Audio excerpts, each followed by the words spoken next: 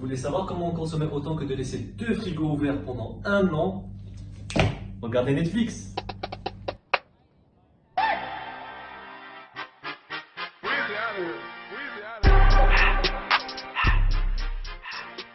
Salut les gens, on se retrouve pour une nouvelle vidéo aujourd'hui. On va parler d'un sujet qui nous intéresse tous, Netflix.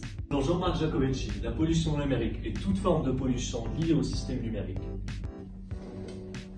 Pour info, ça représente 4% des émissions de gaz à effet de serre. En gros, les émissions de gaz à effet de serre liées au système numérique correspondent à la totalité des camions qui circulent dans le monde. Attendez, vous vous rendez compte ou pas? Mais en soi, qu'est-ce qui consomme le plus? Palme d'or est dédié à roulement de tambour, les vidéos. Ils détiennent 80% des bandes passantes sur Internet. On pensez que la suppression des CD et des DVD ont un impact écologique positif sur l'environnement, mais ce n'est pas trop le cas. Parce qu'aujourd'hui, avec le streaming, tout, mais vraiment tout, est accessible. C'est ce qui nous mène donc à la surconsommation d'électricité. En sachant que 10 heures de streaming polluent plus que tous les articles de notre cher ami Wikipédia, Netflix à lui tout seul occupe 13% des bandes passantes en question. Netflix compte aujourd'hui plus de 140 millions d'abonnés, ce qui représente une grande empreinte écologique. Elle atteint plus de 100 tonnes de CO2 par an, ce qui équivaut à la pollution annuelle de la Pologne. Selon Greenpeace, Netflix utilise 17% d'énergie renouvelable. C'est cool, mais faut pas oublier les 83% d'énergie fossile qui restent derrière.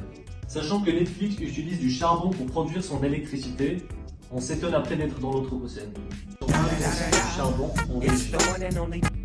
Ceci va permettre l'alimentation des infrastructures et du refroidissement des data centers, ce qui va engendrer de la chaleur sous forme de gaz à effet de serre. Si Netflix ne se met pas au vert, la consommation d'énergie ne cessera d'augmenter.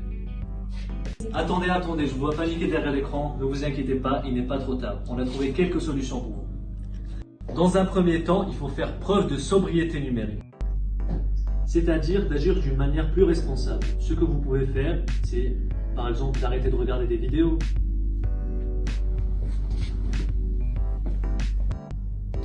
Si le conseil précédent paraît trop extrême, vous pouvez également modifier la qualité de votre vidéo en la baissant un tout petit peu.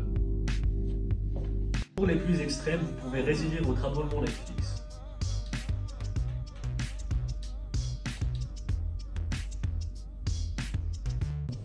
Comme on est gentil, on a aussi trouvé des solutions pour aider Netflix. Tout d'abord, il pourra investir dans des data centers plus écologiques comme celui en Norvège, qui refroidit son système à l'aide de températures polaires.